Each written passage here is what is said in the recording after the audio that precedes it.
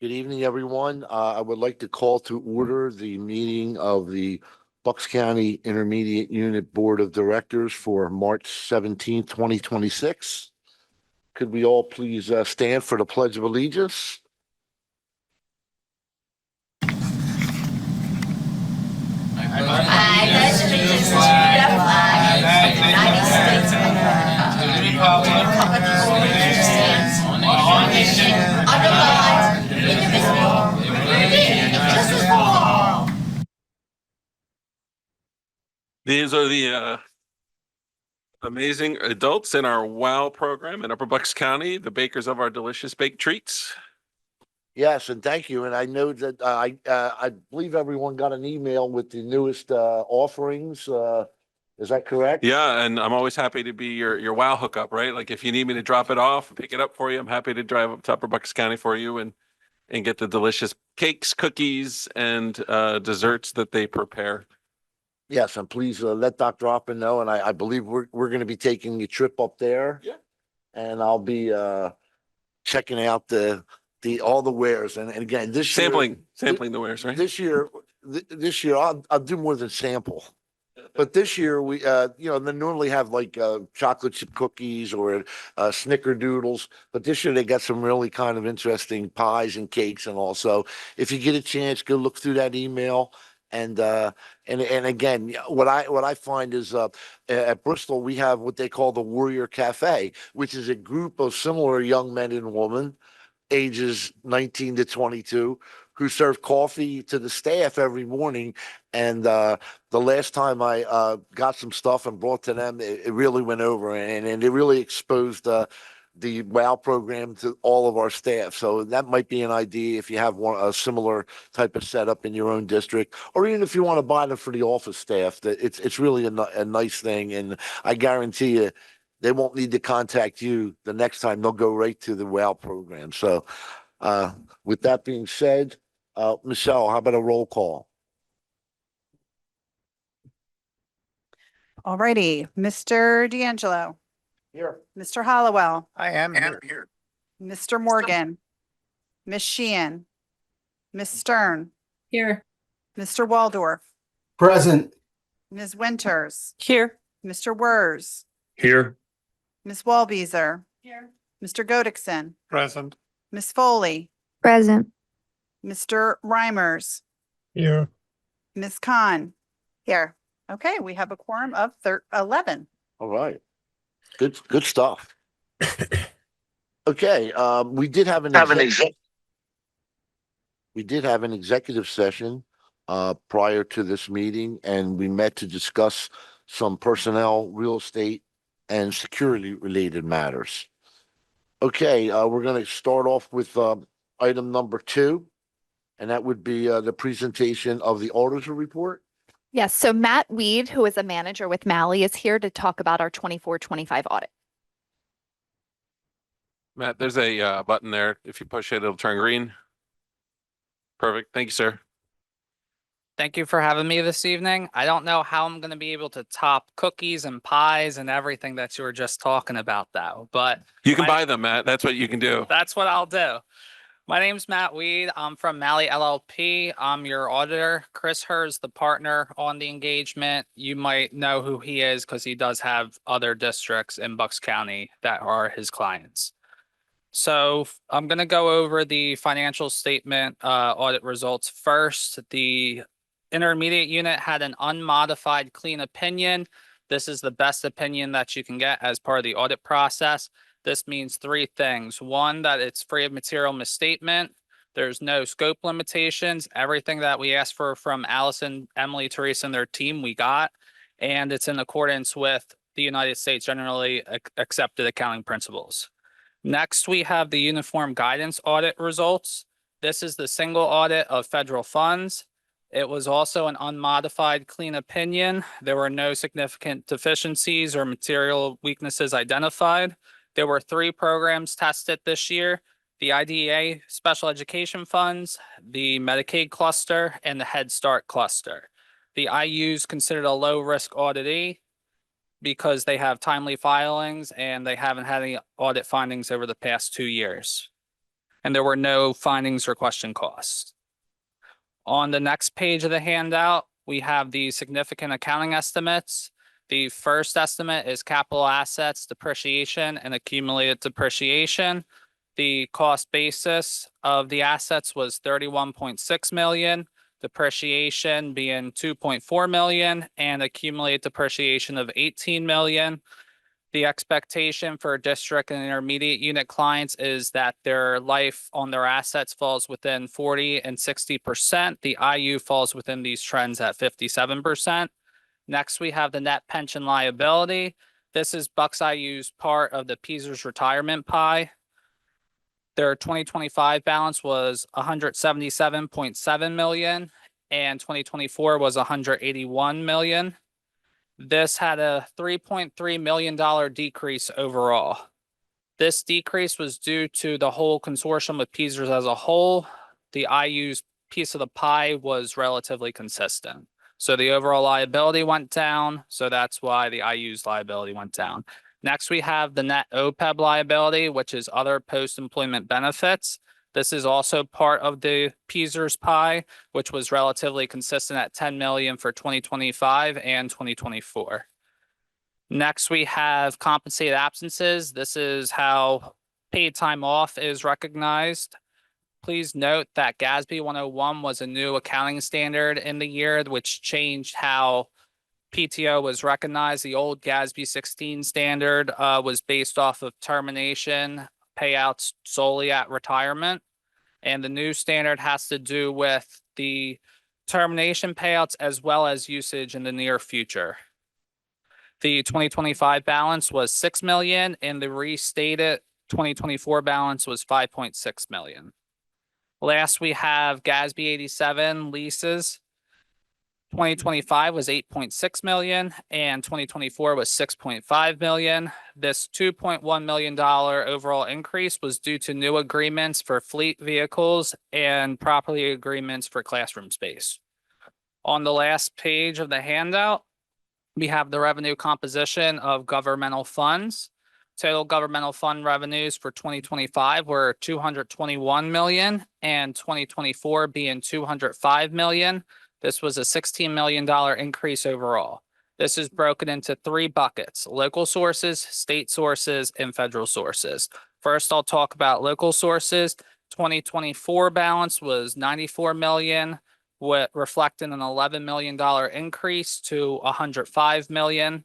This $11 million increase overall was primarily due to special education member district receipts.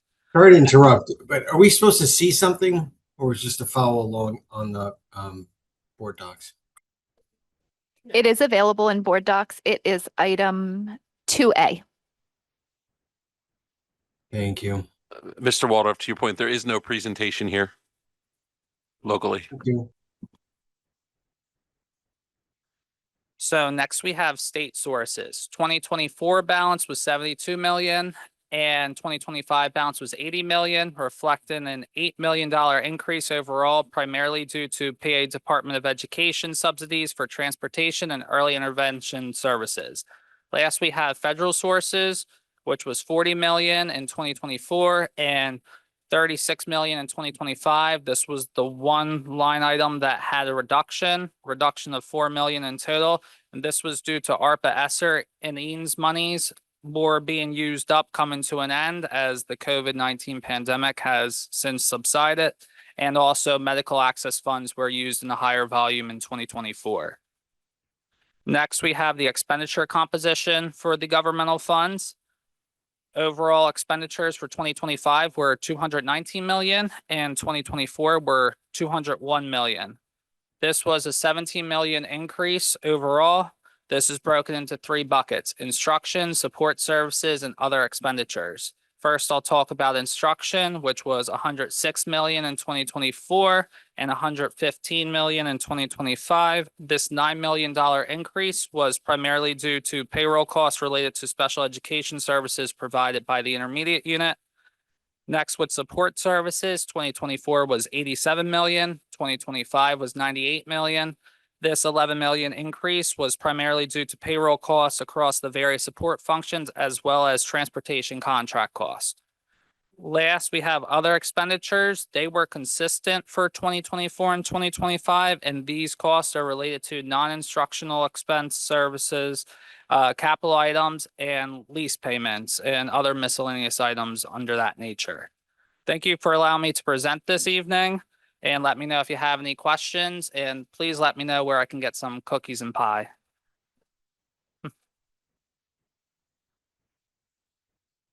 And just for the public, Matt, you gave us this presentation, you know, in our executive, and he Not an executive in not finance. executive, in our finance committee, and we did have some questions. So I don't know if anyone else on the board has that wasn't in that meeting would have a question or has any concerns.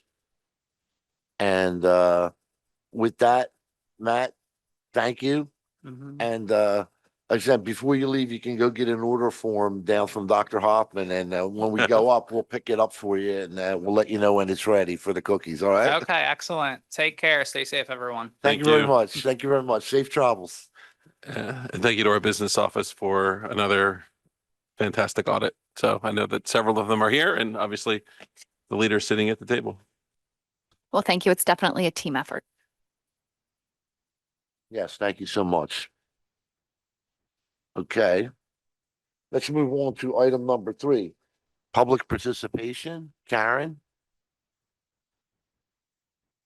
Okay, that's good news. Not necessarily. No, we don't characterize it that way. Okay, moving on to item 4, which would be our consent agenda items. Okay, we want to move to the consent agenda, and this would include items 5A through 10A. And my question to the board is that was anyone like to have any of those items pulled for discussion or voted on separately? Take a minute to review those items. If there's anything that you see or you haven't looked at, or you looked at prior to the meeting and had a question on. And if not, I will take that as a no. So we can then move on. Could I get a motion to approve the consent agenda items 5A through 10A? Need a motion? So moved. Ms. Winners, Winters, thank you. I will second. Second by I believe it was Mr. Reimers. Mr. Reimers, Reiner, Mr. Godexton. okay. It was a race. and we'll put you down for third, okay? Okay, with that being said, any questions or concerns regarding any of those items 5A through 10A? Okay, with that, all those in favor? Aye. Aye. Any opposed? Any abstentions? And items 5A through 10A, the motion carry. Thank you. Okay. Okay, let's move it on to our presentations and mini reports, item 11. And we'll start out with Dr. Greeny. And this will be our Power School, Child Accounting, and PIMS, one of my favorite subjects. Yes, good evening, everyone. In your orange folder, there is a hard copy, or in board docs, it's item 11A. And in the past at board meetings, we've shared updates about many of our programs that support the students directly hands-on, day to day. And this evening, I have with me my colleagues Amber Witten, our Office and Project Supervisor, Cheryl Brewington, our Supervisor of Student Data, and Jamie Tim, our Supervisor of Nursing and Health Services, here to talk about the items that Mr. D'Angelo had referenced earlier. And a lot of this is behind the scenes work that helps capture all of the data and the information needed so we can have accurate reports to the state as our programs have evolved and expanded and developed over the past year. So I'll turn it over to my colleagues.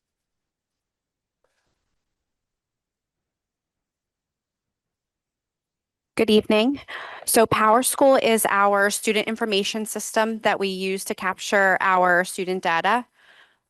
We started implementing Power School in 2018, but prior to that implementation, the student data was captured through multiple different databases, whether that's IEP Writer, ITT, which was our itinerant time tracker, we had Excel, we had FileMaker. So through the implementation of Power School, we're able to have that one source of truth where we're able to store all of our student information. We wanted to improve efficiencies, make sure we don't have duplicate records, and just have that one source of truth. Initially, when we wrote out Power School, it was used just to capture student demographic information and for teachers to take attendance. And as we evolved and expanded, that expansion went into us using Power School Gradebook.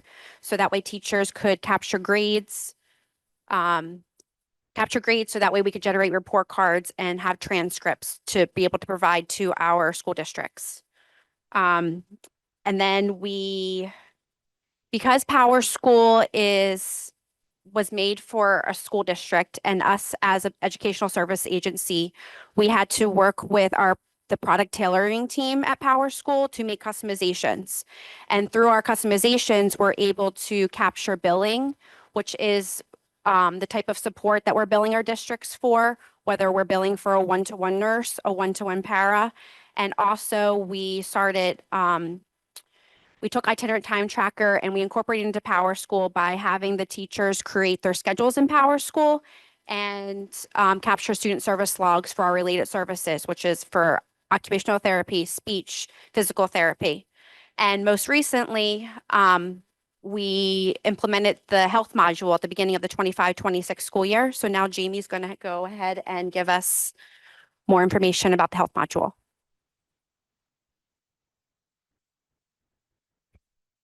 Good evening, everyone. My name is Jamie Tim. I'm the supervisor of nursing and health services.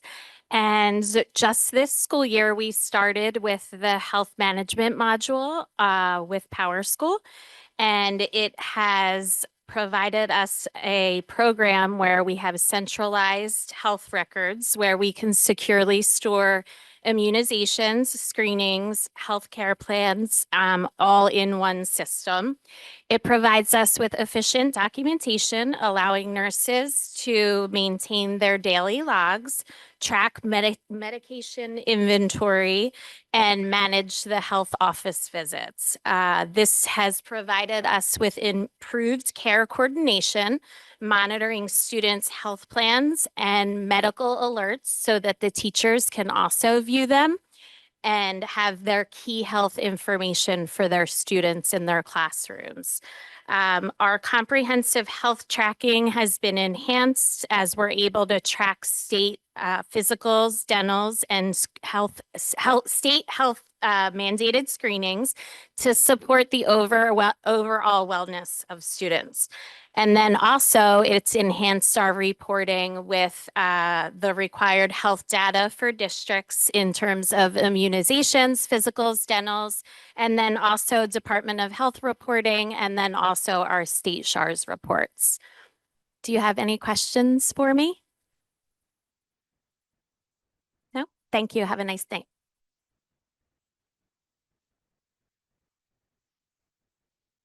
Hello, my name is Cheryl Brewington. I'm supervisor of student data. We want to talk tonight about how Power School has really increased our efficiencies with state reporting.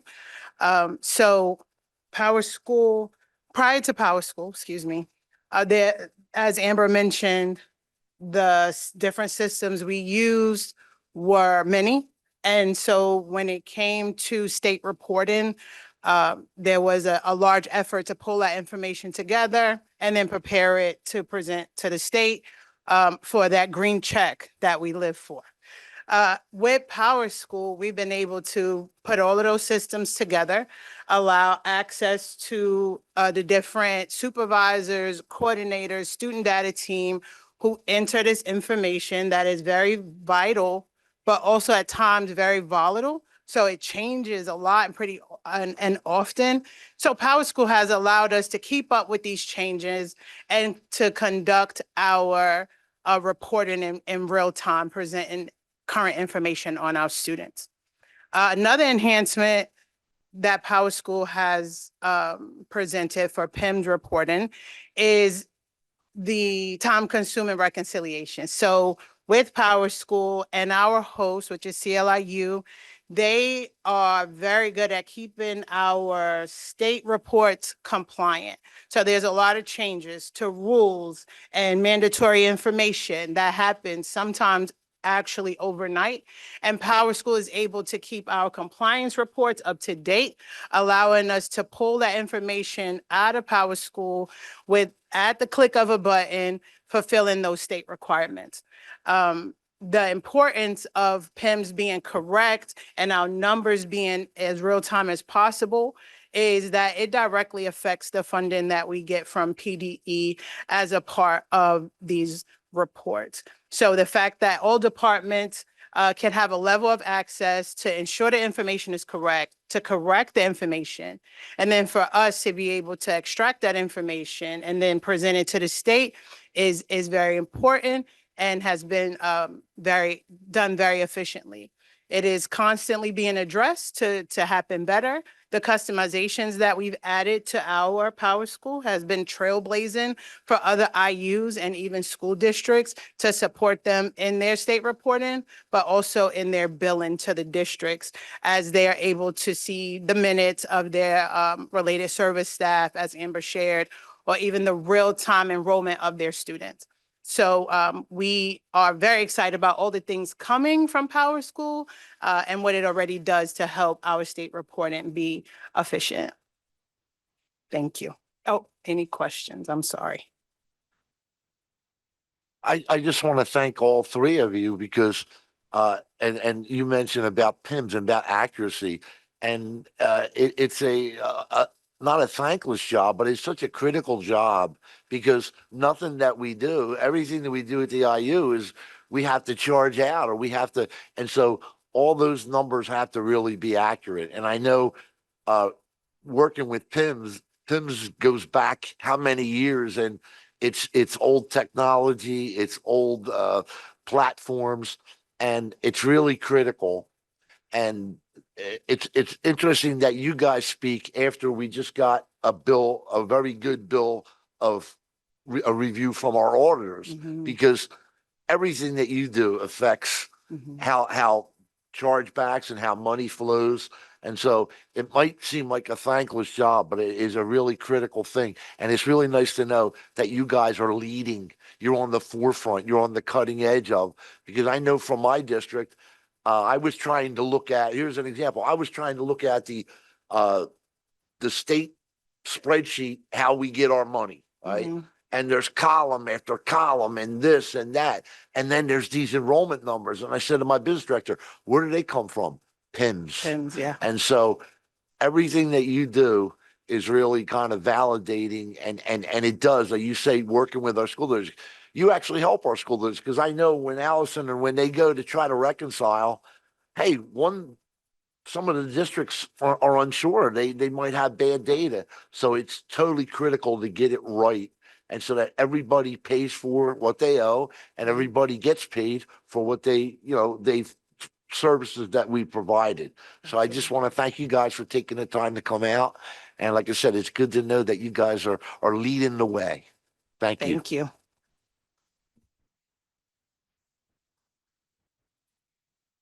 Okay, next in line, Dr. Holler, the Programs and Services Report. Good evening, everyone. In your folder, you'll see the Programs and Services mini report. It's also item 11B. I'm pleased to turn it over to Nicole Borland, our Director of Teaching and Learning, who prepared this evening's report. Good evening, everybody. I get the true pleasure of inviting you again to our Student Art Gallery reception, which is held on next Thursday, March 26th. We actually do a true example of a gallery opening where we are going to have 120 of your district teachers, students, parents, administrators, and we really celebrate the arts here at the IU. It's a wonderful evening. We truly hope that you're able to come out and spend a little bit of time with us. It starts right at 4:30. We're over by 6 o'clock. So if you can just pop in or even take a walk down, the Student Art Gallery is right on your way to the boardroom. I gave you samples of the district art and all of the students who are participating this year. So I just wanted to have the opportunity to share that with you. and I appreciate all that you do for the arts in your school districts. Any Any questions? questions? And that's next Thursday. And Next again, I Thursday. urge all the board members, if you can make it, it's really a great thing. And And we do have cupcakes. okay, and pretty much every district is represented, right? Every district And yeah. and yes, a total of 20 students. So we work with the districts as well as our non-public schools. And of course, our IU student is also represented. Okay. Thank you. Thank you. All right, next, our Human Resources Mini Report. Karen, great to see you. Good evening. So my name is Karen Sandone, and I'm the Director of Human Resources here at the Bucks IU. And with me tonight are my colleagues. Where are you? There they are. Right here. Okay, good. Members of the HR leadership team, I have Sarah Ryden, our Supervisor of Human Resources, and Nora Cuff, our Supervisor of Recruitment and Retention. And I certainly could not do any of the work that we do without both of you, so thank you. This evening, I will be presenting the Human Resources Mini Report, which can be found under the Presentations and Mini Report section of the board agenda. In HR, data plays such a critical role in guiding decision-making and strategically supporting the Bucks IU workforce. Statewide workforce data from the Pennsylvania Department of Education continues to highlight significant staffing challenges as reflected in the first table of the HR Mini Report. These trends confirm the importance of being proactive and data-informed workforce planning. In response to this data, the HR team has implemented several targeted recruitment strategies to strengthen the workforce. These efforts include expanding hiring events and college partnerships, building stronger relationships with staffing agencies, increasing social media outreach, enhancing the applicant tracking system and overall application process. As a result of these strategic initiatives, Bucks IU successfully hired approximately 700 new staff members for the 25-26 school year, including 202 staff members to support the opening of the new Pearl S. Buck School in Levittown. Since the beginning of the 24-25 school year, the HR and special education leadership teams have shifted the focus on ensuring staff serving students are highly qualified or actively pursuing their credentials. Over the past year, we have seen significant progress. Thank you again to this team and to the special education department. From January of 2025 to 26, the percentage of certified long-term substitute professionals increased from 28 to 41%, while the percentage of highly qualified paraeducators increased from 32 to almost 50%, even as total workforce grew, making this compliance rate significantly more impressive. Data has always helped guide improvements in onboarding and retention. Our new hire orientation program averages 20 new employees per week, and more than 530 staff members have participated thus far, with approximately 832 expected by the end of the school year. Finally, feedback gathered through exit interview and employee survey data has helped shape our retention strategies. Insights from this data led to the development of the Paraeducator Onboarding Program, which is a collaboration between HR and special education. And insights from this data led to the development of this program and contributed to improved employee preparedness, increased job satisfaction, and increased retention rates. From the inception of the Para Onboarding Program in August of 2024, the retention rates increased from 36.95% to 68.88%. In closing, data allows HR to move beyond simply just filling positions. It enables us to make strategic decisions that strengthen recruitment, develop our workforce, and improve retention, ensuring that Bucks IU continues to provide highly qualified staff to support the students of Bucks County. Thank you so much. Any questions for us? Anybody have a question? I just want to thank you again. I was here today and I got to stop up and see you guys in action. And look, we have so many great teams at the IU, but you presenting this data, and I would ask all of my fellow board members to look at it. The numbers are working against you in catastrophic ways. So in 2013, 25, almost 26,000 new teachers, and then another 14 with the instructional too, and only about 7,700. So you were still pretty much ahead of the game by about 30,000.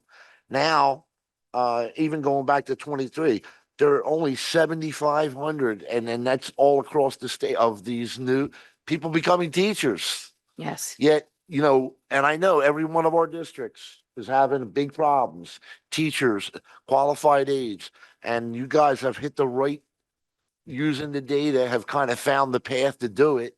The results that you just presented are good. And again, I was able to stop up and see you guys today in action, and hopefully some of our member districts can reach out to you for what are you doing right, what are you doing wrong, because it is a big challenge, and every district needs teachers. And the fact that so many of them also were a growing number are deciding to leave, while a shrinking number are deciding to come in. I mean, that's anybody else looking at those numbers, it would be a tough mountain to climb. But you guys have embraced it. Dr. Hoffman put the right people together, and you guys are really, really knocking it out of the park. Well, So thank you. again, from the bottom of my heart, and I know all our board members, and I would ask fellow board members, reach out to these guys, even though they're busy. You know, they would be glad, because at the end of the day, we're all in the same boat together. Absolutely. So And we thank you do so talk much. about it at our HR advisory meetings. And we talk about strategy. So we're certainly trying to share amongst the HR directors in the county. So, and cookies are appreciated. Thank you. Thank you. Okay.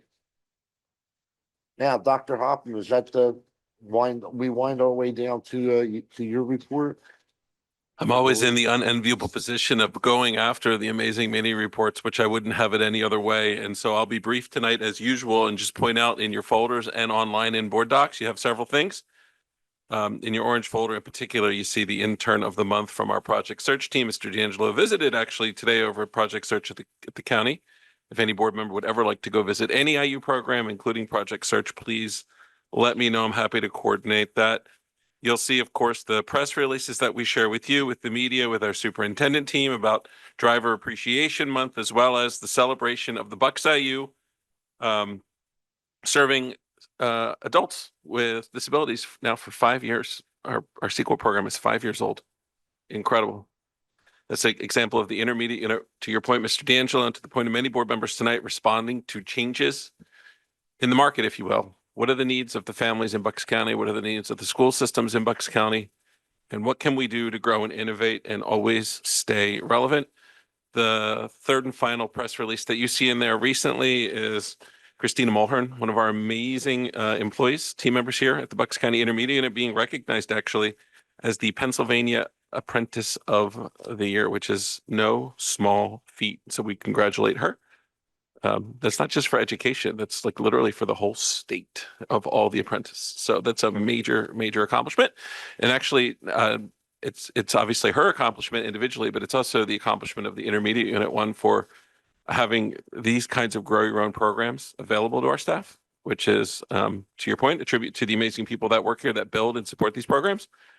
We couldn't do that without your support. And so we like to be leaders in lots of ways, not just with data and human resource metrics and PIMS and PowerSchool implementations and art, but also in how we are growing our own workforce from our current employees, and not just in the teachers, but in lots of other areas as well.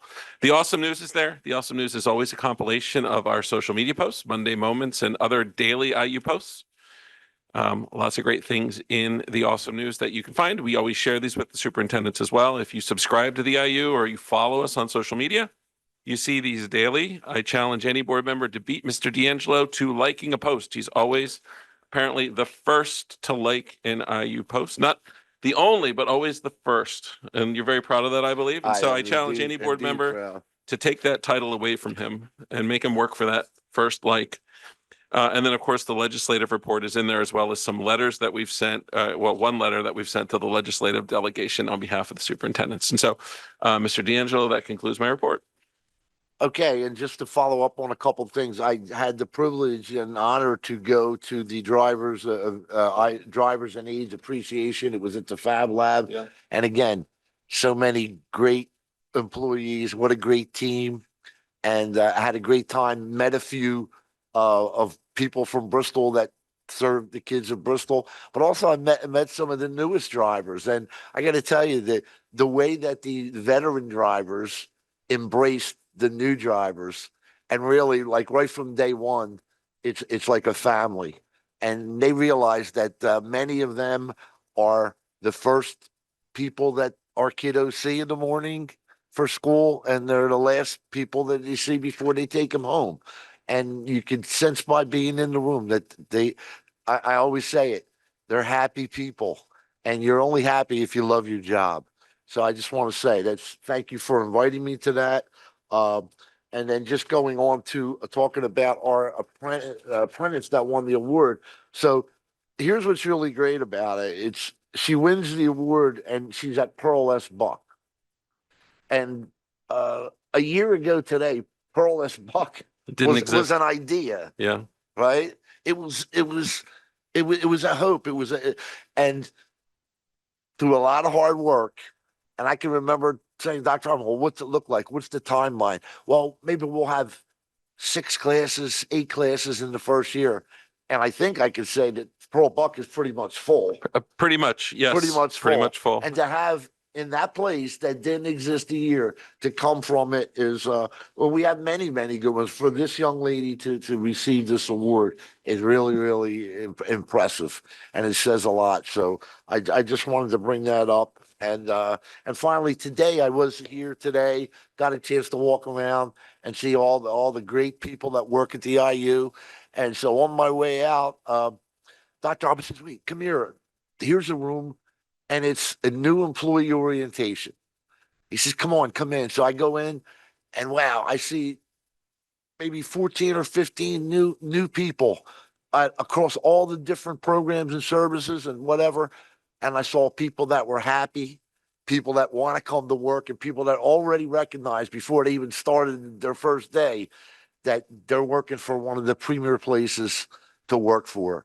So I appreciate you taking me on the tour today. And again, this was after we had gone to Project Search and saw a bunch of our kiddos that are now that reached a point where now they're doing interviews. Our partnership with the county couldn't be going better.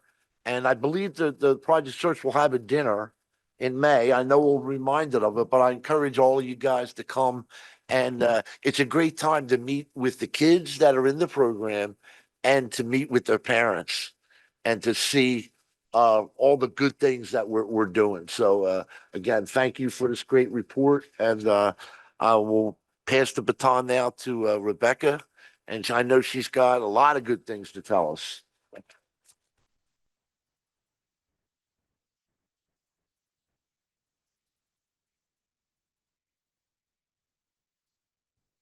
Good evening, everyone. I have the legislative update. You can find it in your folder, and it's also in board docs. And actually, it's not as long as it looks because I gave you some attachments, but I'm not going to go through all of them. First off, on page 1, you'll see the House and Senate session schedule. Just note, the House went back in session for the first time yesterday after several months of being off. And the Senate will return to session. I'm sorry, the Senate went back into session for the first time yesterday. The House will go back in session next week. Both the House and Senate will be in session next week. That's probably going to be a time where we'll see a lot of bills going back and forth between the chambers. So hopefully I'll have more information to share with you in April. There's not a lot of legislative activity to share with you. I'll give you just a little bit of update on the budget. Mainly February and the first part of March has been week after week of budget hearings, but there is still very little agreement in Harrisburg on how to move forward with the 26-27 budget. just to recall, the governor offered a 53.2 billion spend plan, which is an increase of 5.4% over the 25-26 budget. The state is expected to take in revenues of about 47 billion.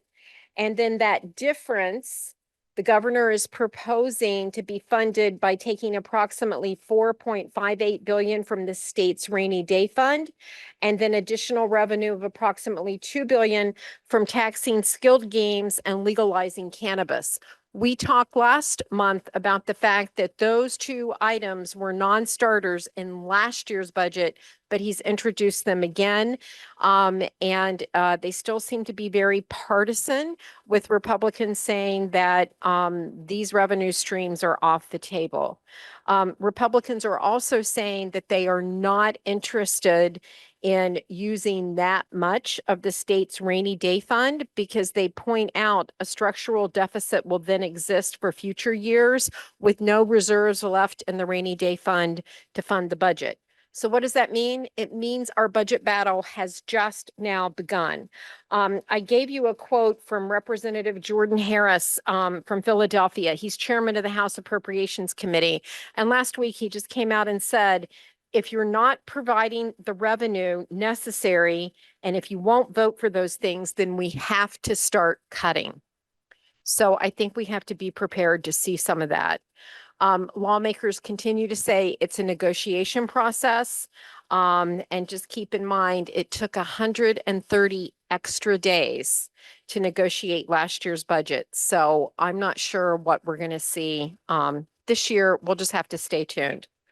In the middle of page 2, the House and the Senate Appropriations Committee heard from PDE.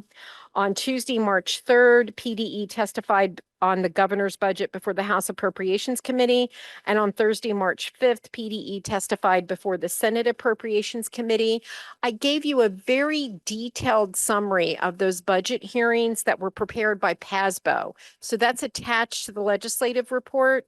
I highlighted for you some of the areas that are of interest to Bucks County Schools. So when you get a chance, you can read through it, particularly if this is something you're interested in.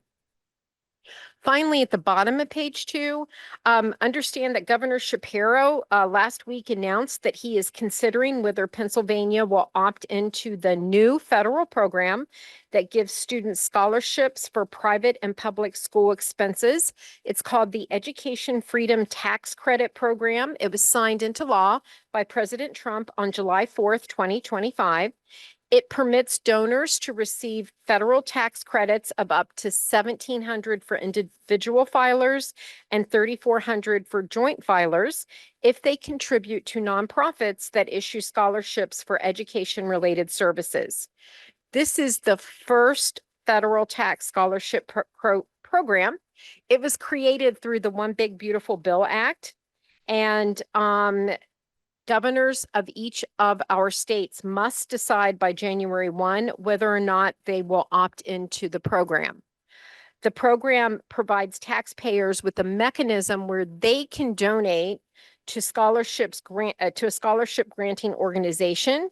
Then that organization reports the donation to the U.S. Treasury, and the taxpayer then gets a dollar for dollar return on the donation when they file their taxes. Again, up to $1,700 for individuals and $3,400 for joint filers. Donations are then packaged by the organization receiving them into scholarships or grants, which can be used to pay for private school tuition or to help public school families pay for tutoring or other services. To join this program, governors have to opt in by January 1. So far, 28 governors have indicated that they will join. The states have to designate and send a list when they opt in to the IRS of organizations in their states that qualify as grant programs. The Shapiro administration said last week they're still looking at everything, and they will make a decision prior to January 1 as to whether or not Pennsylvania will opt in. And then finally, at the very last part of your packet, you will see a joint letter from Bucks County Chief School Administrators, our school district CTC directors, and Dr. Hoffman. This letter went out today to the Bucks County Legislative Delegation and to Governor Shapiro. It specifically asked for our delegation to support updates to the meeting notice requirements under the public school, I think it's a public school code, or it's the legal notices. It's Title 45, the Newspaper Advertising Act.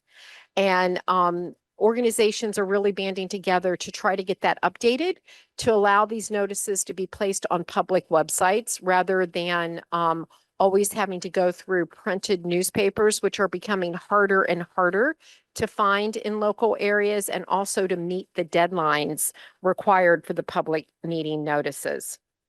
And then finally, I give you the upcoming dates of various things. We had a advocacy committee meeting this afternoon.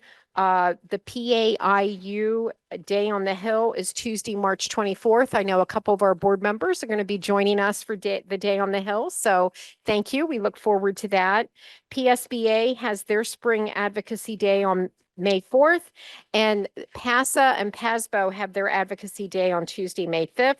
And then finally, any of you who serve on your school district negotiations panel, any contract that may be up, we are having our countywide negotiations forum on Monday, March 30th from 6 to 8 p.m. This is open to any school administrator, any school director who is currently serving on a contract negotiation committee. Come join us. We like to talk about what you're seeing at the table and talk about what we're seeing around the county. And that's it for me. Does anyone have any questions? When was that meeting for the negotiations? It is on Monday, March 30th from 6 to 8 p.m. here at the IU. All right, thank you. Does anyone else have any questions or concerns? I'll take that as a no. All right. Thank you, everyone. Okay, so moving on, again, we previously announced that we did have an executive session and to discuss personnel, real estate, and security related matters. So we'll move to item 14. Is there any old business that anyone has? Anyone on the board? Any questions? No? Okay. We'll move on to any new business. No, we good? All right. Nothing new? Well, if you decide you want to bring it up, you can bring it up at the next meeting under old business. Yeah, you just forgot. Okay, is there any other public participation? No? Okay. Item 17, we will be reminded everyone, our next meeting will be Tuesday, April 21 at the Bucks IU right here at the office. And with that, can I get a motion to adjourn? Well, Mr. Godekson. Mr. Godekson, second? You got it. There you go, Mr. Hallowell. Thank Mr. you. Hallowell, Thank you all. Thank you, everyone. Thank you.